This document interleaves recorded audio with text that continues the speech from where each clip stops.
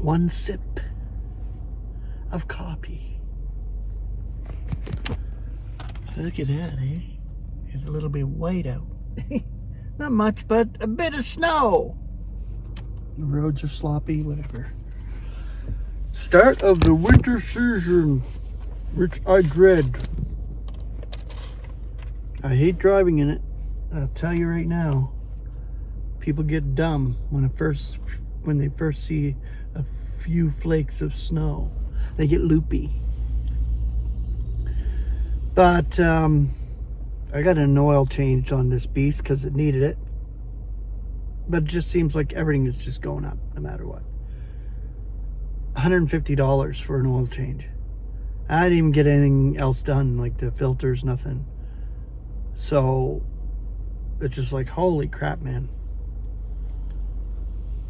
You know, I have to maintain this vehicle because I do a courier job. I do this for a living, so if I don't get an oil change, the car will just whatever.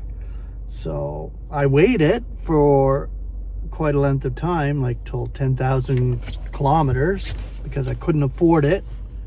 And I still really couldn't afford the oil change, especially paying $150.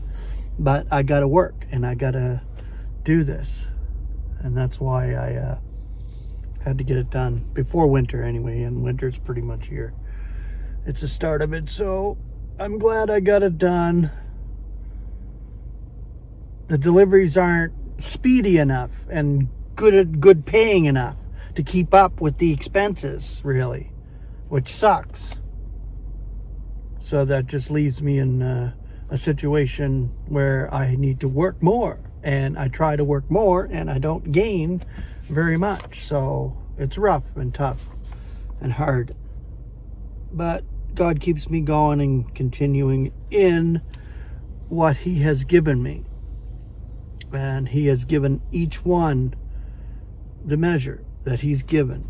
And the measure of faith is beautiful, because even one spark is just a powerful amount. And I thank God for what He's given myself here to continue in this eon as we move along closer and closer to our snatching away and our deliverance out of this stink hole. Out of this stink hole and these flesh buggy carcasses. But I want to share this beautiful little writing. It's by R.B. McNabb.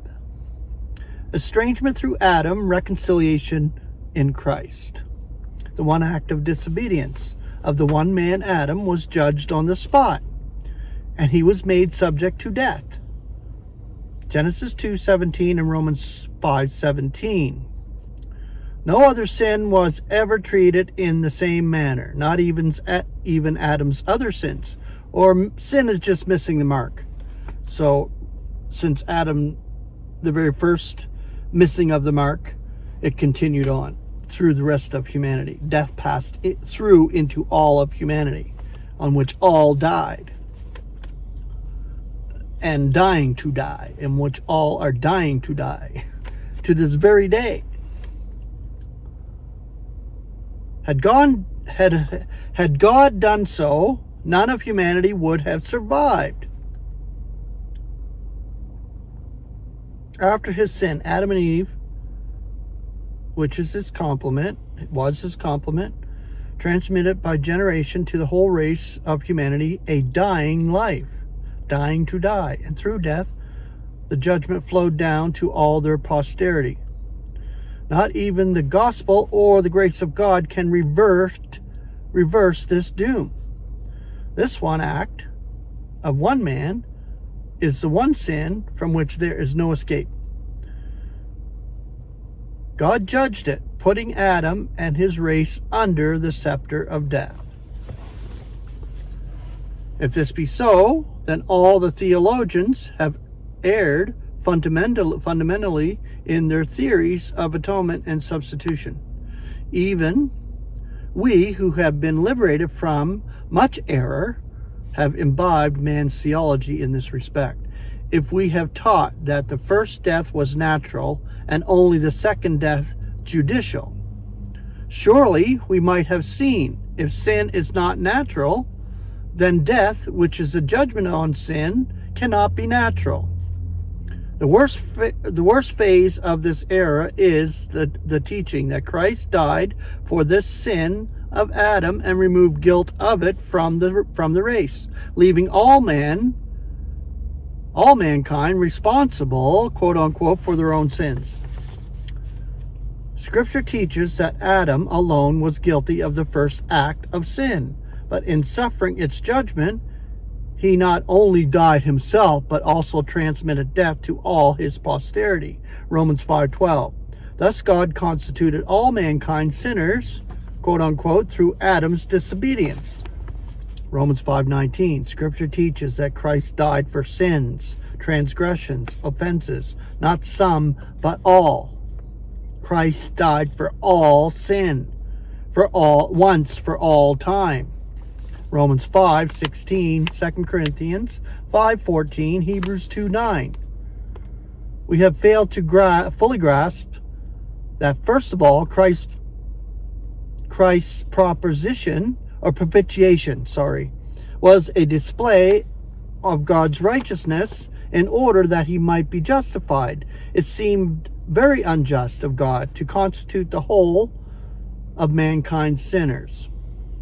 Through the disobedience of Adam, men can no more help being sinners, missing the mark, than they can help being born. God, who is rich in mercy, provided a propitiatory in order that those who were sinners should be justified, and principally that God, who had constituted mankind sinners, would justify himself. In Adam, God was estranging the world from himself. In Christ, God was conciliating the world unto himself. For years, the saints have been reading in Ephesians and Colossians with the one, almost the only thought of the one body, failing to see the other wonderful truths concerning the temple, God's habitation, the secret economy, the universal headship of the Christ, and especially the important truth of the two humanities. Christ is the creator, but Adam, the head of the old humanity, the head of the old humanity. When the Word became flesh, he became the last Adam, the second man, the Lord out of heaven. But in resurrection, he became a vivifying spirit, in contrast to a living soul. As such, he is the head of the new race, a new creation, a new humanity. The cross stands between the two humanities. The old humanity was crucified in the last Adam, crucified in Christ. That was the end of the flesh, of sin, virtually and judicially. Those now in Christ are a new creation, a new humanity. All mankind will eventually be in Christ. When Christ died, he bore the sin of the race upon himself. He died at the hand of God for sin in its totality.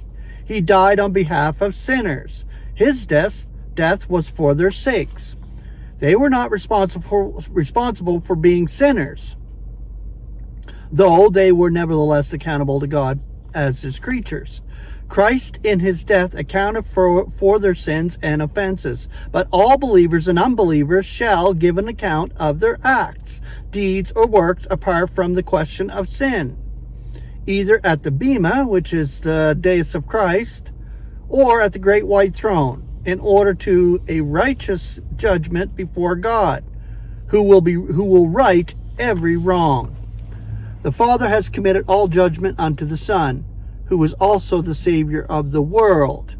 May we never lose sight of the Saviorhood of Christ when dealing with the justice of his judgments. Oh, the depth of the riches and of the wisdom and of the knowledge of God. How inscrutable are his judgments and untraceable his ways, seeing that all is out of him and through him and for him. To him be the glory for the eons. Amen.